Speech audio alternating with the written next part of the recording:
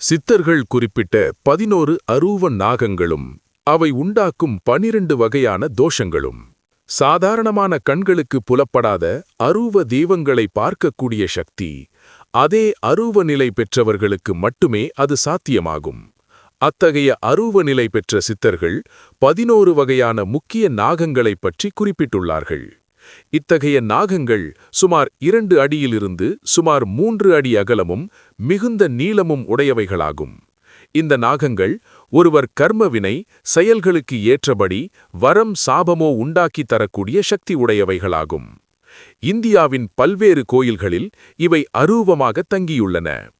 குளிகா, அனந்தன், வாசுகி, சங்கபாலன், பத்மகாலா, மகாபத்மா, தக்ஷகா, கார்கோடன், காதகா, விஷட்ஹாரா, ஆதிசேஷா ஆகியவை இந்த முக்கிய நாகங்களாகும். ஒரு மனிதனின் செயல்கள் புண்ணிய செயல்களாக இருக்கும்போது இவை நேர்மறையாக ஒருவர் கர்மவினையில் பதிவாகி மிகப்பெரிய யோகங்களையும் ஞானங்களையும் சுகபோகங்களையும் வழங்கி வீடு வாசல் வாகனங்களுடன் கூடிய செல்வாக்கான உயரிய வாழ்க்கையை தருகின்றது. மனிதனின் கர்ம வினைகள் தீய செயல்களால் நிறைந்திருக்கும்போது இந்த 11 நாகங்களும் 12 வகையான தோஷங்களை தர்மம் படி ஏற்படுத்தி தருகின்றன. பல குடும்பங்களில் நிம்மதி இல்லாமல் இருப்பதற்கும் திருமணம் நடைபெறாமல் இருப்பதற்கும் குடும்பம் விருத்தி பெறாமல் இருப்பதற்கும் இதுபோன்ற 11 நாகங்களின் கோபங்களே காரணமாகும். ஏதோ ஒரு நற்செயல் இத்தகைய சாபம் பெற்றவர்கள் தெரிந்தோ தெரியாமலோ செய்து இருப்பார்களேயானால் அதற்கான பரிகாரமும் அவர்களை வந்தடைகிறது. பொதுவாக இத்தகைய நாக சாபங்கள் எத்தனை கோயில்கள் சுற்றினாலும் எளிதில் தீராது என்பது அதை அனுபவித்தவர்களுக்கு மட்டுமே தெரியும்.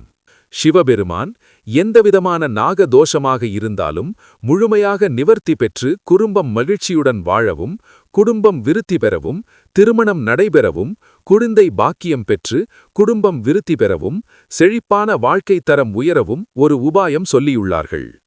மகாராஷ்டிரா மாநிலத்தில் உள்ள பீமாசங்கர் சிவன் கோயில் அருகில் உள்ள சக்யாத்ரி காடுகளிலும் மத்திய பிரதேசத்தில் மகாகாலேஸ்வர் கோயில் அமைந்துள்ள உஜ்ஜயினி பகுதிகளிலும் நாக சஞ்சீவி என்று ஒரு மூலிகை கிடைக்கின்றது.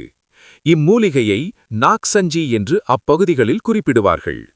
இந்த நாக சஞ்சீவி மூலிகையை நாக தோஷம் மட்டுமல்லாமல் எல்லாவிதமான தோஷங்கள் தீரவும் சிவபெருமான் உபதேசம் செய்து உள்ளார்கள். இந்த நாக சஞ்சீவி பொடியை 3 சிட்டிகை அளவு எடுத்து ஒரு அகலமான பாத்திரத்தில் நீர் நிரப்பி அதில் இதை கலந்து கழுத்தளவு நீரில் சுமார் 15 முதல் 30 நிமிடங்கள் வரை உட்கார வேண்டும். இந்த நாக சர்ப்ப தோஷங்கள் அடிப்படையில் எங்கே தங்கியிருக்கும் என்றால் ஆண் அல்லது பெண்களுக்கான குறியீடு எங்கு உள்ளதோ அங்குதான் கர்மங்கினை தோஷமாக பதிவாகியிருக்கும். உண்மையில் ஆணுக்கான குறியீடு என்பது நாகத்தின் வால் பகுதியாகும். தலை என்பது பெண்ணை குறிப்படாகும். தோஷங்கள் தங்கும் பட்சத்தில் தலை வால் இணையாமல் போய்விடும். திருமண தடையின் உண்மையான காரணமும் இதுதான். எனவே இவ்வாறு நாக சஞ்சீவி 3 சிட்டிகை கலந்த நீரில் 15 முதல் 30 நிமிடங்கள் கழுத்தளவு நீரில் உட்காரும்போது விஷம் உறிஞ்சப்படுவது போல 12 வகையான நாக தோஷங்கள் மட்டுமல்லாமல் எல்லாவிதமான தோஷங்களும் முழுமையாக நீங்கிவிடுகின்றதா? மேலும் சிவபெருமான் கருணையால் இனிவரும் எந்த காலத்திலும் இந்த நாகங்களால் பாதிப்பு தோன்றாது. இந்த நாக சஞ்சீவி பொடியால் மேலும் ஒரு நன்மை என்னவென்றால் நோயும் நெருங்காது, இருந்த நோயும் ஓடிப்போய்விடும். ஓம் நம சிவாய.